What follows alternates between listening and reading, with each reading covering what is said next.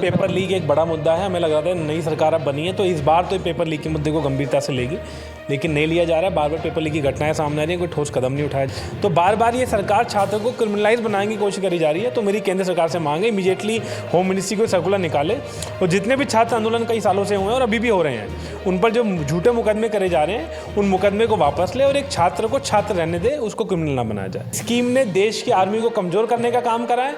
आप coaching academies जाकर देखें, मीडिया के माध्यम से मैं अपील करना चाहता हूँ। कोचिंग अकेडमियाँ बंद हो गई हैं, खाली हो गई हैं। देश की फौज में छात्रों का जाने का जज्बा कम हो गया।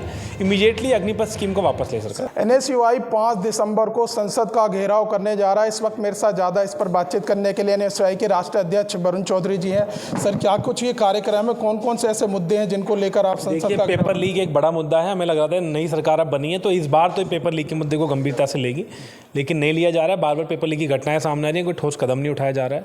उसके साथ साथ देश भर में खास तौर पर SC ST OBC जो स्टूडेंट्स हैं उनकी फेलोशिप स्कॉलरशिप रोक दी गई थी और उनमें जो मैंने आपको ये बताया भी 180 करोड़ फेलोशिप थी, स्कॉलरशिप थी, वो कट कर 80 करोड़ कर दी गई थी। तो इमीडिएटली वो फेलोशिप स्कॉलरशिप रिलीज़ करे सरकार। हमारी उम्मीद है कि 5 तारीख के हमारे आह्वान से पहले ही हमारी मांगें मान ली जाएं, वरना 5 तारीख को तो संसद घेराव होगा। उसके बाद हम यह आंदोलन और आगे तक लेके जाएंगे। और देश में कहीं भी छात्र आंदोलन होता है, इलाहाबाद का भी उदाहरण आपके सामने है। एक मांग सरकार ने मानी तो सरकार ने ये मांगा कि जो मांगे थी वो बिल्कुल वैलिड थी, वाजिब थी, तो एक मांग मान भी ली है। जब आपने वो आंदोलन को वैलिड कर दिया गया, उसमें कोई वायलेंस नहीं हुआ, पीसफुल प्रोटेस्ट चल रहा था, तो अब वहाँ पर छात्रों पर मुकदमे दर्ज क्यों कर रही है पुलिस? यूपी पुलिस वहाँ पर छात्रों पर मुकदमे दर्ज कर रही है, छापेमारी करके छात्रों को उठा रही है। तो बार बार ये सरकार छात्रों को क्रिमिनलाइज बनाने की कोशिश करी जा रही है। तो मेरी केंद्र सरकार से मांग है इमीडिएटली होम मिनिस्ट्री को सर्कुलर निकाले और जितने भी छात्र आंदोलन कई सालों से हुए हैं और अभी भी हो रहे हैं, उन पर जो झूठे मुकदमे करे जा रहे हैं उन मुकदमे को वापस ले और एक छात्र को छात्र रहने दे, उसको क्रिमिनल ना बनाया जाए। उसके बाद हमारी चौथी मांग ये है कि कहीं ना कहीं या तो देश में रिक्रूटमेंट्स होती नहीं है, या होती है तो उसको जानबूझकर कोर्ट के माध्यम से या सरकार कुछ ना कुछ बहाना लेकर लटका देती है। इमीडिएटली जो रिक्रूटमेंट्स पेंडिंग है उनको तुरंत फुलफिल करने का काम सरकार काम करे। और 5वीं हमारी मांग है अग्निपथ स्कीम को लेकर चुनाव से पहले सरकार बोलती थी कि अगर हम सरकार में आएंगे तो कुछ ना कुछ हम जो अग्निवीर बने लोग हैं, जो छात्र हैं, उनको कुछ ना कुछ देंगे। कई राज्यों के मुख्यमंत्रियों ने कहा कि हम 8 साल की वो भर्ती करने जा रहे हैं। कईयों ने ये कहा कि हम उनको स्टेट सर्विसेज में नौकरी दे देंगे। झूठे वादे करें। ये ऐसी स्कीम है, इसमें मैं बार बार बोलता हूँ, दोबारा बोलना चाहूँगा, इस स्कीम ने देश की आर्मी को कमज़ोर करने का काम करा है। आप कोचिंग अकेडमीज जाकर देखें, मीडिया के माध्यम से मैं अपील करना चाहता हूँ। कोचिंग अकेडमियाँ बंद हो गई हैं, खाली हो गई हैं। देश की फौज में छात्रों का जाने का जज्बा कम हो गया है।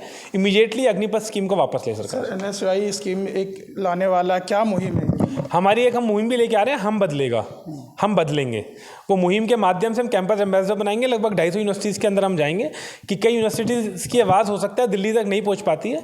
अगर किसी भी छात्र छात्राओं को अपने छात्र जीवन में कोई भी समस्याएं हैं, वो आकर हमसे जुड़े, अपनी समस्या बताएं और हमारे कैंपस एम्बेसडर बने और उनकी आवाज़ हम दिल्ली तक पहुँचाने का काम करेंगे। महंगाई का भी मुद्दा उठाएंगे। क्या नए आंकड़े जो आए हैं वो आरबीआई से जुड़े हुए आप देखेंगे किस तरीके से, और खासतौर पर शिक्षा महंगी हो गई है। आप देखेंगे कोचिंग अकेडमीज़ की फ़ीस, पीजीज़ की फ़ीस और प्राइवेट और गवर्नमेंट इंस्टीट्यूट्स की फ़ीस कितनी 3 गुना बन गई है। जो न्यू एजुकेशन पॉलिसी आई थी उसके आने के बाद कॉलेजेस की यूनिवर्सिटीज़ की फ़ीस 3 या 4 गुना बढ़ गई है। तो कहने की महंगाई से भी छात्र जूझ रहा है, तो हम उसकी मांग करेंगे। तो देखिए, हमारे साथ बातचीत करने के लिए थे एनएसयूआई के राष्ट्रीय अध्यक्ष वरुण चौधरी। फिलहाल इस वीडियो में बस इतना ही। बाकी खबर देखने के लिए देखते रहिए पॉलिटिशियंस इंडिया न्यूज़। धन्यवाद। अगर आपको हमारा वीडियो अच्छा लगा तो हमारे चैनल को सब्सक्राइब करें, हमारी वीडियो को लाइक करें, शेयर करें और ऐसे ही देश की तमाम बड़ी खबरों के लिए जुड़े रहें पॉलिटिशियंस इंडिया के साथ।